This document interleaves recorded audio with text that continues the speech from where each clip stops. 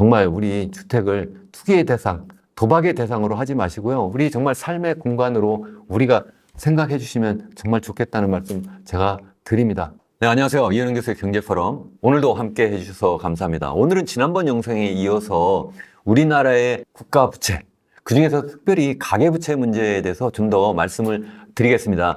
지난번 영상에서 우리나라의 국가 부채 그리고 또 가계부채가 전 세계에서 가장 빠른 속도로 증가해 왔고 또 지금도 계속 증가하고 있다. 그것이 정말 큰 문제다 하는 말씀을 드렸는데, 그러면 왜 이렇게 되었는지, 그래서 앞으로 어떻게 해야 되는지에 대한 말씀을 좀 드리려고 합니다. 지난번 정권도 책임이 있고요. 이번 정권도 책임이 있고요. 그러한 정권들을 만들어내고 있는 정치인들이 다 저는 책임이 있다라고 저는 생각을 해요. 그래서 제가 여기에서 이번에 특별히 이번 정권과 관련한 말씀을 더 많이 드리긴 하는데, 제가 특별히 이번 정권만 잘못된 것이 아니고 이것이 정말 모든 정권이 다 정말 책임을 져야 되고 모든 정치인들이 정말 책임져야 되는 문제다. 제가 정말 강조해서 우선 처음 말씀을 드리고 시작을 합니다. 우선 이번 정부와 관련된 이야기만 제가 여기서 말씀드리려고 합니다.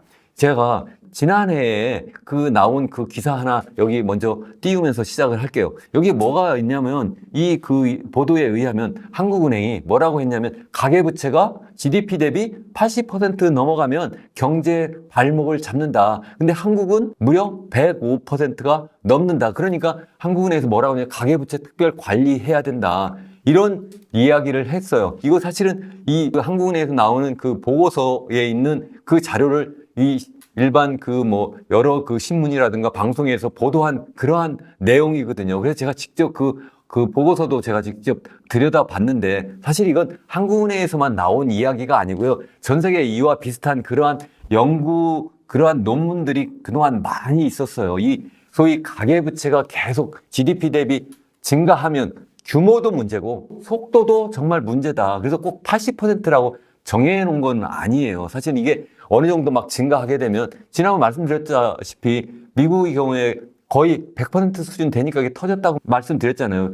미국과 일본 같은 경우는 한 80% 수준이 되기 전에 또 터졌기도 해요. 사실 그래서 이게 규모도 중요하고 속도도 굉장히 중요하다. 대부분 이러한 나라들은 규모도 어쨌든 80% 이상, 100% 수준에서 터졌고 또 굉장히 빠르게 증가했다. 이런 말씀을 드리는 거고요. 또 이 둘 나라뿐만 아니라 유럽에서도 영국부터 시작해가지고 이 부동산 버블이 꺼진 그러한 사례는 그동안 굉장히 많아요. 정말 차고도 넘치는 그러한 사례가 정말 많이 있다는 말씀이고요. 자, 그래서 이창용 우리 한국은행 총재는 뭐라고 하는가 하면, 가계부채는 지금 현재 GDP 대비 105% 수준인데 80% 수준까지 낮추는 게 목표다. 분명히 그렇게 이야기를 했어요. 그래서 앞으로 젊은 세대에게 경고의 말까지도 했다. 그래서 지난 10년 동안에는 인플레이션을 경험하지 못한 세대가 앞으로도 계속 금리가 낮은 수준으로 떨어질 거다. 그래서 집을 계속 사면 안 된다. 앞으로 그렇지 않을 거다. 이렇게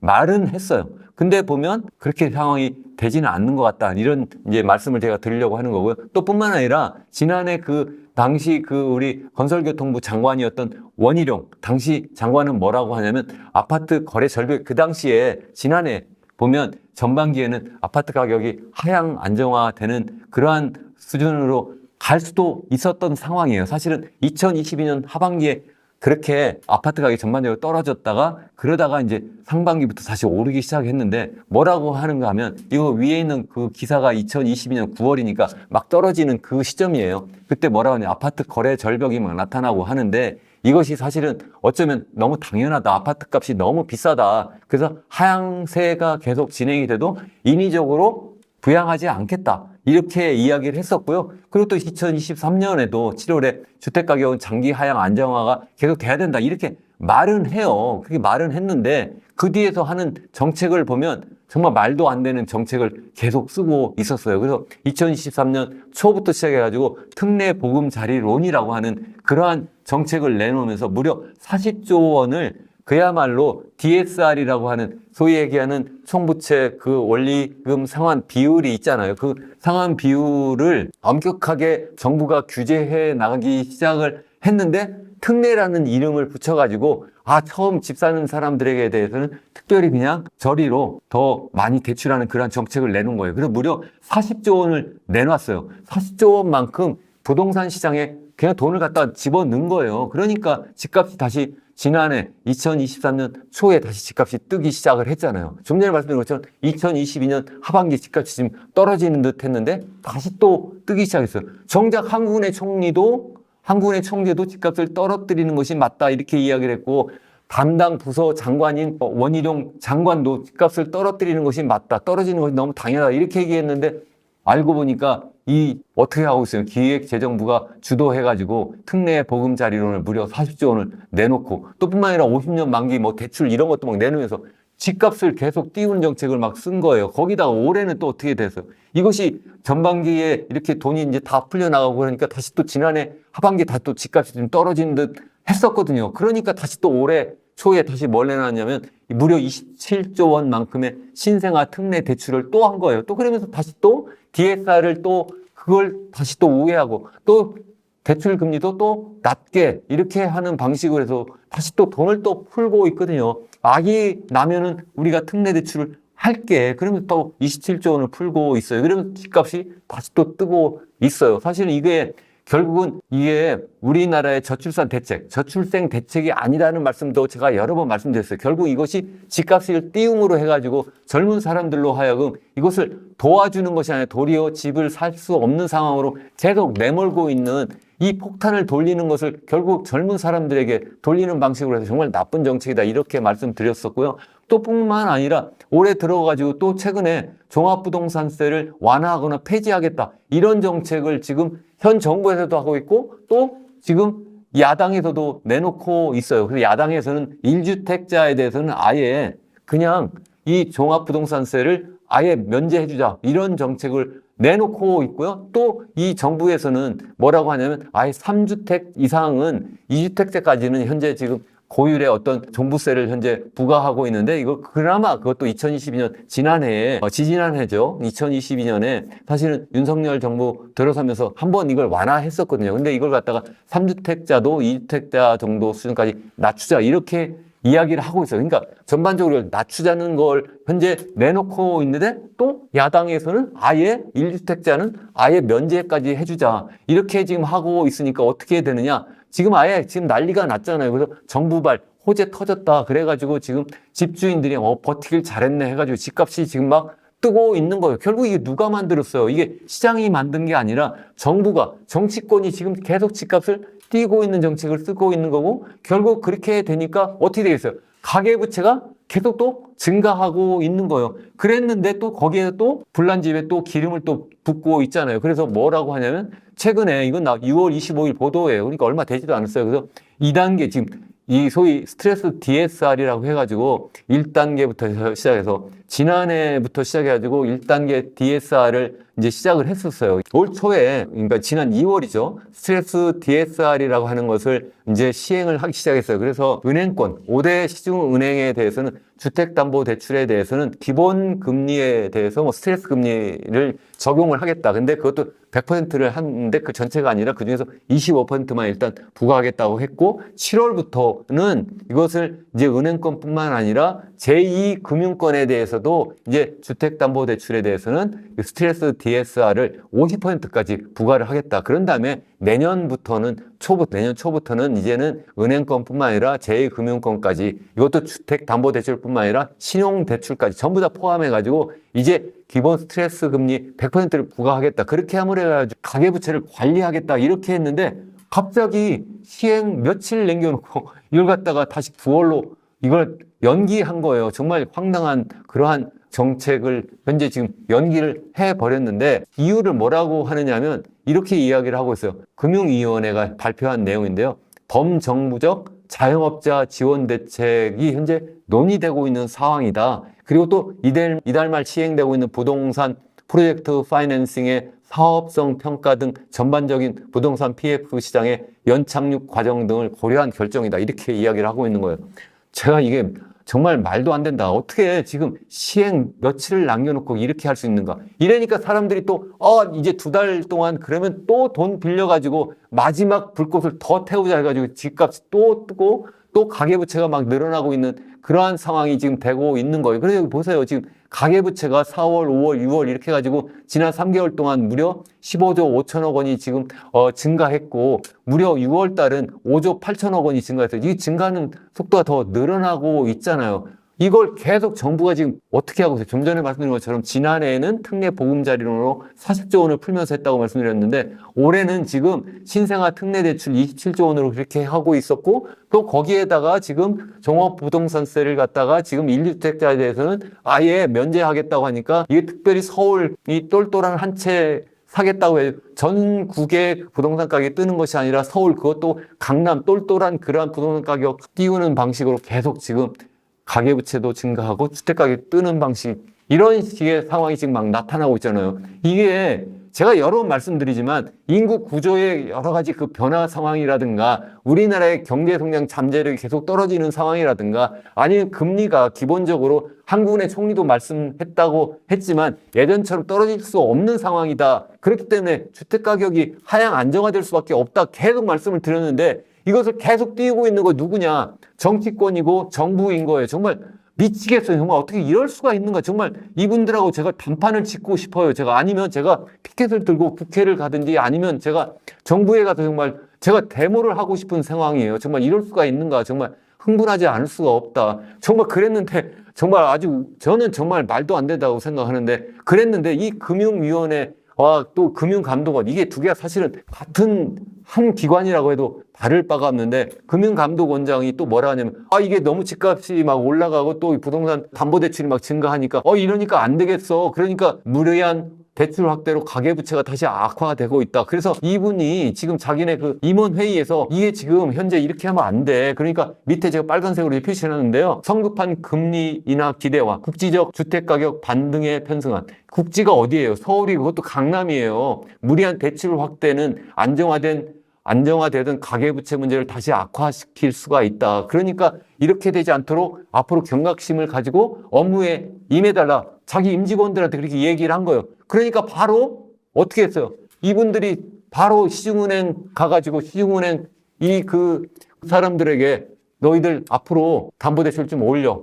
이렇게 또 압박을 한 거예요, 이번에는. 그래서 지금 여기 나와 있는 것처럼 이제 가계부채 실제 이게 많이 증가했다고 제가 말씀드렸고요. 이게 가계대출이 특별히 지금 이렇게 빠르게 또 증가하고 있는 것도 여기서 지금 시중은행만 기준으로 한 거예요. 시중은행뿐만 아니라 제2금융까지 하면 이것보다 훨씬 더 많은데 어쨌든 그러니까 지금 현재 어떻게 하고 있어요? 여기 보면 시중은행이 그래서 지금 당장 우리 그 하나은행도 그렇고 국민은행도 그렇고 지금 기본적으로 이 가계부채 그것도 부동산 담보대출 가상금리를 조금 한 0.13%포인트라든가 한 0.2%포인트 정도 지금 약간 높이고 있는 거예요. 정말 제가 볼 때는 이거 정부가 지금 정확하게 방향을 잡고 있지 못하고 있는 것이 아닌가 이런 생각을 해요. 지금 이 주택가격이 떨어지게 되니까 이게 마치 부동산 PF 이거 내관을 건드려가지고 경제가 정말 심각한 상황으로 빠질까봐 지금 집값을 띄우기 위한 그런 정책을 그동안 계속 내놨거든요. 그렇게 내놓고 있었는데 가계부채가 덩달아 또 올라가니까 이거 너무 심한 거 아니야? 그러니까 다시 또 줄여야지. 이런 정책을 또 다시 또 내놓고 있는 거예요. 이런 식으로 해서 지금 막 제가 볼 때는 어떻게 갈피를 못 잡고 있는 게 아닌가 이렇게 생각도 하지만 또 사실은 내심은 겉으로는 이 소위 담보대출 이런 것을 줄이면서 가계대출 비중을 좀 줄이려고 하는 것처럼 은 하지만 사실은 그것은 신용만 하는 것이고 진짜는 그냥 가계부채 좀 늘어나도 상관이 없고 그런 방식으로 해서 집값을 계속 조금씩 띄우는 방식으로 경기를 부양하는 것이 아닌가. 왜냐하면 그렇게 해야지만 부동산 PF도 터뜨리지 않고 또 건설 투자도 계속 더 활성화시켜가지고 그게 마치 경기를 살리는 것처럼 이렇게 하는 것이 아닌가 하는 저는 걱정을 하고 있는 거예요. 합리적인 의심을 하고 있다. 이것이 당장은 좋은 것처럼 보이지만 이것이 우리나라에 계속 가계부채를 키우면 이것이 뇌관이 될 수밖에 없고 이것이 언젠가 터질 수밖에 없다. 그래서 지속 가능하지 못하다. 계속 제가 말씀을 드리는 거예요. 그럼 어떻게 해야 되느냐? 그래서 제가 어떻게 해야 되는지에 대해서 제가 부동산 시장의 개편 원칙 몇 가지를 정리해 봤어요. 첫 번째는 뭐냐면 일단 우리가 생각을 바꿔야 된다고 저는 우선 말씀을 드리고 싶어요. 주택은 투기의 대상이 아니라 거주의 대상이다. 근데 우리나라는 정말 주택이 완전 투기판이 돼버린 거예요. 주택 시장이 투기판이 된 거예요. 완전히 신규 주택을 분양할 때도 그렇고요. 기존 주택을 사고 팔 때도 보면 이게 투기 대상이지 이게 어떻게 무슨 건전하게 무슨 시장에서 이게 무슨 상품에 거래되는 것도 아니고요. 더더군다나 이거 완전히 투기판이다, 도박판이 아니냐 이런 생각이 정말 든다고 생각을 해요. 정말 그렇지 않은가 생각해 보세요. 신규 주택 분양할 때 거기 보시면 마치 로또 분양하는 것, 이거 뭐 당첨만 되면 마치 이러면 완전히 투기판에서 내가 1억 천금을 얻는 것처럼 이렇게 돼버리고 있잖아요. 또 집값을 계속 띄우는 방식으로 계속 담합하고 뭐 이런 식으로 해가지고 결국 그것을 산 사람은 엄청나게 부를 이룬 이런 방식을 현재 하고 있잖아요. 이것이 결국은 민간 시장에 놔둬서도 그렇고 정치인들이 또 그리고 정부가 정권이 어느 쪽이냐에 상관없이 계속 이걸 띄우는 방식으로 했고, 그걸 띄우기 위해서는 어떻게 했냐면 계속 가계부채를 계속 키우는 방식으로 했기 때문에 그렇게 됐다 계속 말씀드렸어요. 이렇게 하면 안 된다 말씀드렸고, 대표적인 예를 제가 싱가포르를 예를 들었잖아요. 싱가포르는 무려 전체 주택의 80%가 공공주택, 그것도 양질의 주택이다 계속 말씀드렸고, 그래서 이것을 갖다가 저렴하게 양질의 주택을 정말 좋은 지역에 계속 공급함으로 해서 사람들이 안정적으로 결혼하고 살 수 있도록, 경제활동할 수 있도록 이렇게 하고 있는 방식을 하고 있다. 그래서 그런 방식으로 완전히 정말 전환해야 된다 말씀드렸고요. 두 번째, 현재 지금 구조조정을 하고 있는데 이것도 시장의 원리에 의해서 해야 된다. 그럼 어떻게 해야 되느냐? 현재 부실 기업들이 있잖아요. 현재 지금 시행사라든가 아니면 건설사들이 있는데, 시행사, 우리가 보통 얘기하는 부동산 PF라고 하죠. 부동산 PF에 물려있는 많은 시행사들, 이러한 시행사들이 자연스럽게 시장에서 퇴출될 수 있도록, 물론 거기에서도 건실한 기업들 살아남아서 그것도 그냥 단독으로 살아남기는 전 힘들다고 생각을 해요. 이번 기회에 건실한 기업들 간의 인수합병이 이루어지는 방식으로 하고, 부실한 기업들은 자연스럽게 과감하게 시장에서 퇴출될 수 있도록 그게 내버려 두는 것이 저는 정부가 할 일이다. 마치 이것은 이런 거예요. 새물이 들어오기 위해서는 기존에 고여있는 물, 썩은 물은 빠져나가야 되거든요. 근데 기존에 있는 물들이 지금 썩어 있고, 그래서 지금 이렇게 되면 더 이상 이게 넘치고 그게 터질 수밖에 없는데, 이것을 퇴로를 마련해 주지 않고 있으면 어떻게 쇠물이 올 수가 있겠냐는 거예요. 다시 말씀드리면 부동산 PF가 자연스럽게 구조 조정이 되어야지만 이분들이 갖고 있었던 비싼 땅을 싸게 시장에 내놓고, 그러면 그것을 다른 그러한 기업들이 싸게 인수해서 저렴하게 주택을 공급할 수도 있거든요. 그런 방식으로 돼야 된다. 또 뿐만 아니라 이에 기업들이 서로 건실한 기업들이 인수합병되고, 그래서 체질이 강화돼가지고 이 기업들이 국내에서 아주 편안하게 그냥 아파트나 지어가지고 영업하는 방식으로, 그래서 돈 버는 방식을 탈피해서 해외로 플랜트 수출하는 방식, 해외에 나가서 거기에서 돈 버는 방식으로 해야 된다. 옛날에 80년대에 우리나라가 중동에 나가가지고 거기서 건설 투자하고, 그래서 돈 벌어가지고 우리가 이만큼 먹고 사는 아주 중요한 그러한 어떤 동기, 그런 어떤 방법을 우리가 만들어내었었잖아요. 그런 방식을 우리가 해야 되는 것이지, 계속 집에서 이제 국내에서 계속 집 지어가지고 이것을 갖다가 계속 주택 시장을 계속 활성화하는 방식, 그래서 가계부채를 키우는 방식은 불가하다 하는 말씀을 제가 드립니다. 그래서 그렇게 하면 안 된다는 것이고, 세 번째, 이 부동산 시장의 개편 방식은, 개편 원칙은 주택 공급 방법을 좀 전에 말씀드린 것처럼 주로 공공주택을 공급하는 방식으로 해야 되고, 또 부동산 PF를 획기적으로 개편해야 된다 하는 말씀을 제가 드립니다. 특별히 그것을 더 말씀드리는 것은, 여기 한번 보세요. 이게 지금 KDI에서 최근에 나와 있는 연구 보고서를 보도한 자료예요. 이것도 아주 최근 건데요. 이게 뭐냐면, 부동산 PF를 하잖아요. 우리 시행사가 이제 처음에 이게 뭐 우선 땅을 사고, 땅을 산 다음에 뭐 여러 가지 뭐 인허가를 얻고, 그런 다음에 이제 건설사를 찾아가지고 그 실제 이제 주택을 분양하고, 그래서 이제 건설하고, 그런 다음에 나중에 전부 돈을 다 회수해가지고 이제 수익을 얻는 이런 방식인데, 이거 보면 부동산 PF가 프로젝트 파이낸싱을 할 때 보니까 자기 자본은 3%밖에 되지 않는다는 거예요. 나머지 97%는 다 뭐예요? 처음에는 아예 이 분양하기 전에는 어떻게 해요? 우리 브릿지 론이라고 해가지고 아예 제2금융권에서 이거 10%, 20% 아주 고금리로 돈을 빌려오고, 나중에 이제 그걸 지나면 이제는 이제 우리 건설 회사하고 같이 이제 건설을 하기 시작하면 이제 제1금융권으로 옮겨가면서 금리가 좀 떨어지긴 하는데, 그래도 어쨌든 굉장히 높은 금리를 계속 주면서 이것을 건설을 하는데, 그러니까 이게 사실은 어떻게 보면 주택 가격을, 소위 분양가를 높이는 중요한 원인도 되고, 또 굉장히 위험한 방식이라고 하는 요인이 되는 게 혹시 뭐냐면, 자기 자본은 3%밖에 되지 않고 97%는 무려 다 남의 그것도 제2금융권에서 아주 고금리로 아니면 나중에도 제1금융권으로 가도 굉장히 높은 금리로 돈을 빌려가지고 하니까 이게 결국은 위험한 방식일 뿐만 아니라 주택가격을 굉장히 높이는 그러한 이유가 된다는 거예요. 일본도 보면 장기자본이 30% 되고 미국 33%, 호주는 한 40% 정도 된다. 그러니까 KDI가 자기자본 비율을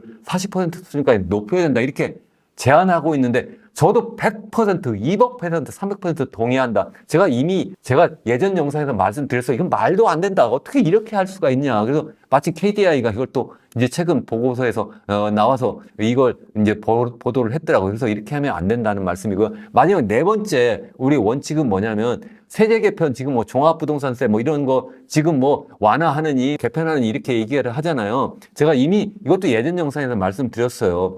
이것을 종합부동산세 계속 유지할 필요는 없다. 이거 어떻게 하느냐? 기존의 재산세 있잖아요. 재산세와 합해가지고 그걸 갖다가 우리가 보유세라고 일반적으로 얘기하는데 보유세율 비중을 OECD 기준 정도는 최소한 해라. 이걸 높여라. 최소한. 거래세는 그 대신 낮춰라. 그래서 우리가 현재 우리나라 그 부동산 관련세, 주택 관련 세금을 보면 크게 두 가지잖아요. 하나는 재산세가 있고 거기에 또 플러스 이제 종합부동산세가 있는 거죠. 그게 있고 또 하나는 우리가 보통 양도소득세와 같은 아니면 취등록세 이런 거래세가 있어요. 그러면 우리나라는 OECD 기준으로 보면 이 거래세는 높아도 정말 엄청나게 높아요. 3배, 4배 높아요. 그러니까 2등에 비해서 3배, 4배 높아요. 그러니까 너무 높다. 그래서 거래세는 낮추고 그 대신 이 보유세를 높인다. 재산세를 높여. 이렇게 하면 어떻게 돼서 사람들이 자연스럽게 갖고 있는 주택을 시장에 많이 내놓고 또 그렇게 함으로 해가 그 가격이 또 낮아질 수도 있고 시장에서 거래가 활성화될 수가